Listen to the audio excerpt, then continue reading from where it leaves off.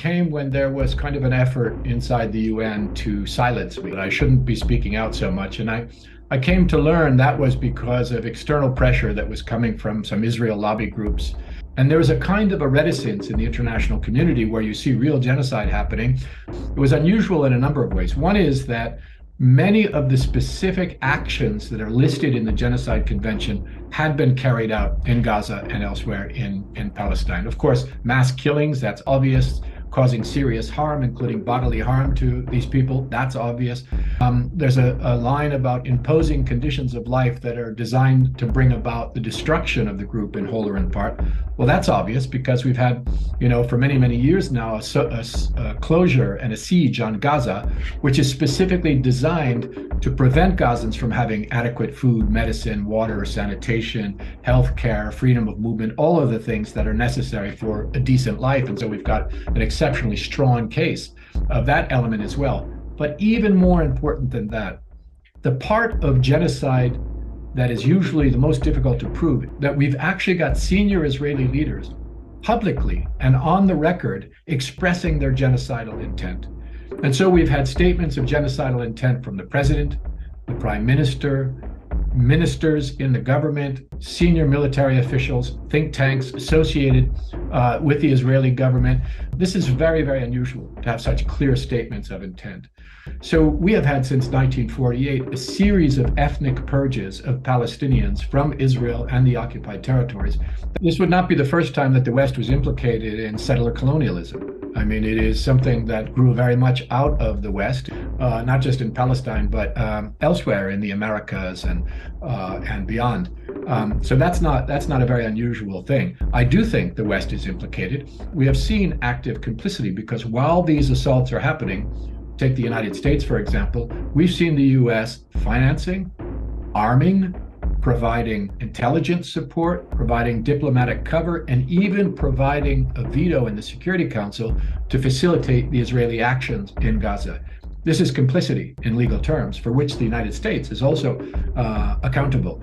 So absolutely the West is involved. We've seen this with the US, with the UK, with a number of European governments, quite shockingly, who not only have been supporting what it is that Israel's been doing, but they have been repressing dissent inside their own countries by prohibiting protests. I think these so-called humanitarian pauses, which are 4-hour pauses, right? 4 hours, which is a meaningless amount of time, really, when you look at the situation of these people in the densely populated, thoroughly destroyed Gaza Strip, many of whom are injured, where there's no reasonable infrastructure, where there are disabled people, where there are people in hospitals, where there are pregnant women, there's senior people, and so on.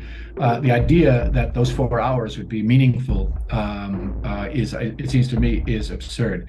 There's nothing humanitarian about a 4-hour pause in between massacres. Okay, we'll give you a head start. Take 4 hours before we come back and start killing again. That's not something that is to be praised as a humanitarian act. That's a crime for which there has to be accountability.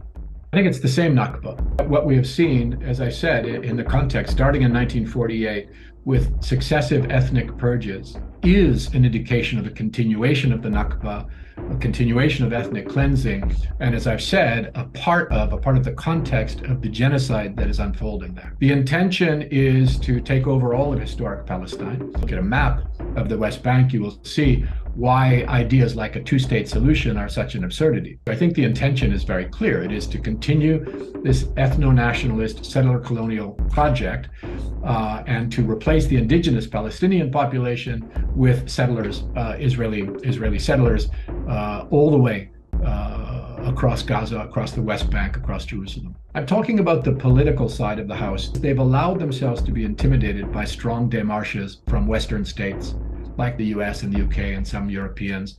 They've allowed themselves to be intimidated by badgering from Israel lobby groups that have dedicated themselves not just to impunity on the part of the Israeli government, but to the smearing of United Nations human rights defenders and others. We're only silenced if we're allowed to be silenced. The reaction to that was an attempt to silence me, which I thought was not something that I could accept, which is why I announced that I would be leaving. It's certainly true, especially for the Germans. who bear responsibility for the horrific genocide of the Holocaust. And that certainly is reflected. They haven't learned the fundamental lessons that never again means never again for anybody. Ultimately, settler colonialism always leads to genocide. The West has a hard time in dealing with the reality of this particular question. It's time for us to learn the lessons of the struggle against apartheid and apply that same anti-apartheid struggle in Israel and Palestine in solidarity with Christian, Muslim, Jewish people all around the world who are demanding what we demand in every other situation, which is equality. Trepidation that exists in the UN, I can tell you from the inside, that is because of the external pressure that comes from powerful Western states, from lobby groups, and so on. It's the same thing with the prosecutor and the court. Here, that political pressure, especially from the West, has resulted in a double standard being manifest by the prosecutor's office at the International Criminal Court. Compare the rapidity with which they responded to appeals for action on Ukraine, and you put that up against the foot dragging of the prosecutor in the court over many years now to deal with war crimes and crimes against humanity in Palestine, you'll see where the problem is. But the International Criminal Court has a long way before it's going to prove to the world that it's just not a mechanism set up to try people in Africa.